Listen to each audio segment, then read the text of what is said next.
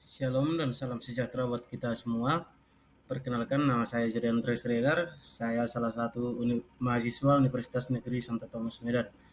Nah, saya mengambil Fakultas FKIP Prodi PGSD. Di sini saya akan mempraktekkan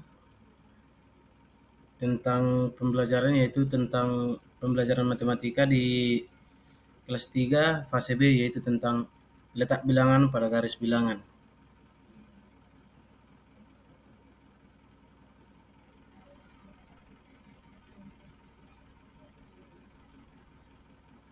Yang pertama yaitu pengertian garis bilangan. Garis bilangan adalah garis yang memiliki bilangan secara berurutan, dimulai dari bilangan terkecil hingga terbesar, sehingga bilangan atau angka yang berada di sebelah kiri garis bilangan adalah angka yang kecil, sedangkan semakin ke kanan maka angkanya semakin besar. Dapat kita lihat pada gambar berikut ini. Pada garis bilangan terdapat dua bilangan, yaitu bilangan positif dan juga bilangan negatif, dan titik tengahnya yaitu 0. Nah, dari 0 ke kiri yaitu bilangan negatif, dan dari 0 ke kanan ini yaitu bilangan positif. Dapat kita lihat dari semakin ke kiri bilangan tersebut akan semakin kecil. Sebaliknya, semakin ke kanan bilangan tersebut akan semakin besar, semakin positif. Kita lanjut. Nah, yang pertama itu membilang secara urut. Urutan pada garis bilangan di atas menunjukkan semakin ke kanan bilangannya semakin besar. Bilangan yang terletak di sebelah kanan semakin besar daripada bilangan yang terletak di sebelah kiri. Sebelah kirinya yaitu mulai dari 1 dan sebelah kanannya yaitu 10. Nah, di sini kita dapat melihat garis bilangan yang yaitu 1 di 0, 3, 4, 0, 6, 0, 0, 9. Nah, di situ dapat kita ketahui bahwa bilangan tersebut bilangan positif semua, dan bilangan tersebut adalah bilangan ke kanan. Dan kita lihat bahwa setelah 1 yaitu 2, maka kotak yang pertama ini yaitu 2.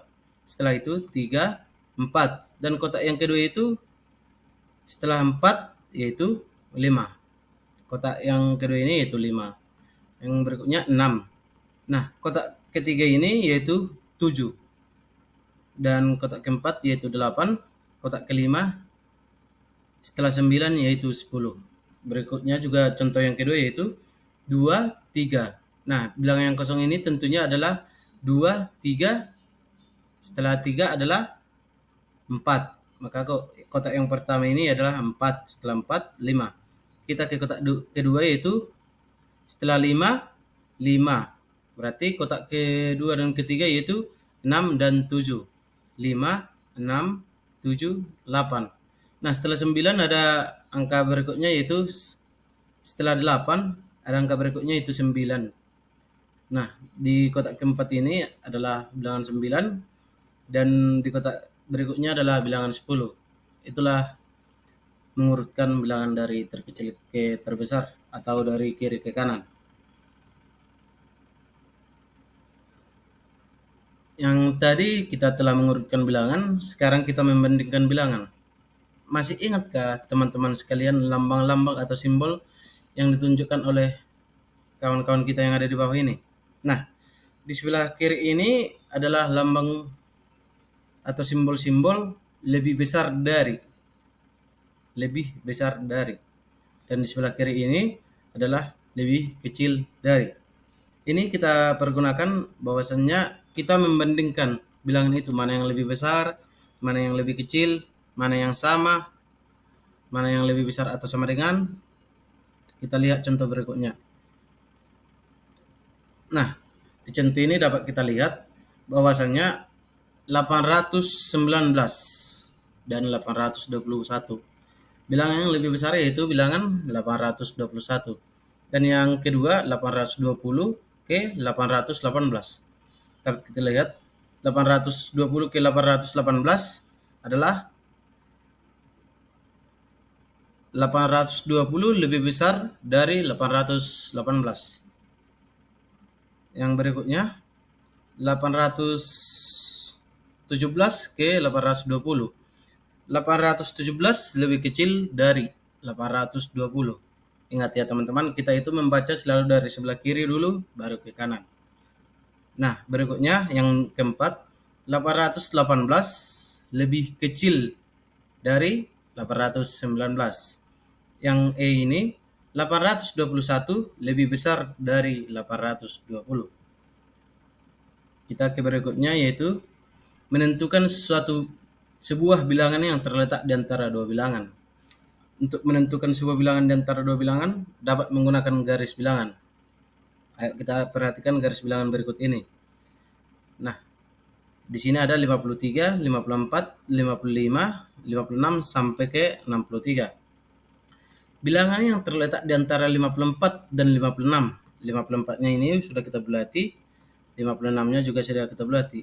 Bilangan yang terletak di antara 54 dan 56 ini adalah bilangan 55. Untuk memperkuat dapat kita selesaikan contoh berikut ini.